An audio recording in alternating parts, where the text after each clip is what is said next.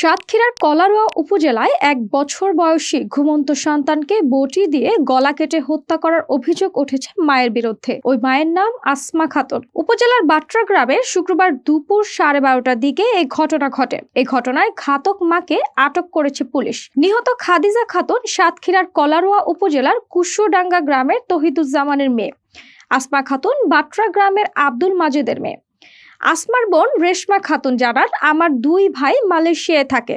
2021 সালের জুন মাসে একই উপজেলার কুশোডাঙ্গা গ্রামের তহিদুজ্জামানের সঙ্গে আমার বোন আসমার বিয়ে হয়। পরে আসমার গর্ভে তানভীর হোসেন টাইগার ও খাদিজা খাতুন নামে দুটি সন্তানের জন্ম হয়। সম্প্রতি মানসিক ভারসাম্য হারিয়ে ফেলেন আসমা।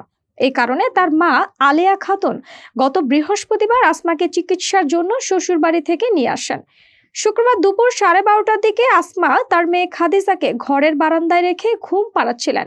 এ সময় মা আলেয়া আসমাকে চিকিৎসকের কাছে নিয়ে যেতে মোটর ভ্যান আনতে যান। কিছুক্ষণ পর আসমা রান্নাঘর থেকে ধারালো বটি নিয়ে ঘুমন্ত খাদিজার গলা কেটে হত্যা করেন। স্থানীয় জনতা তাকে আটক করে পুলিশের সোপর্দ করেন। জালালাবাদ ইউনিয়নের 7 নং ওয়ার্ডের সদস্য মোজাব্বর হোসেন জানান, শিশু সন্তানকে হত্যার পর আসমা সেখানে বসেই ছিলেন। মানসিক ভারসাম্য হারানোর ফলে এ ধরনের ঘটনা ঘটেছে। কলারোয়া থানার ভারপ্রাপ্ত কর্মকর্তা মোহাম্মদ আসাদুজ্জামান জানান, আসমা মানসিক ভারসাম্যহীন বলে প্রাথমিকভাবে মনে করা হচ্ছে।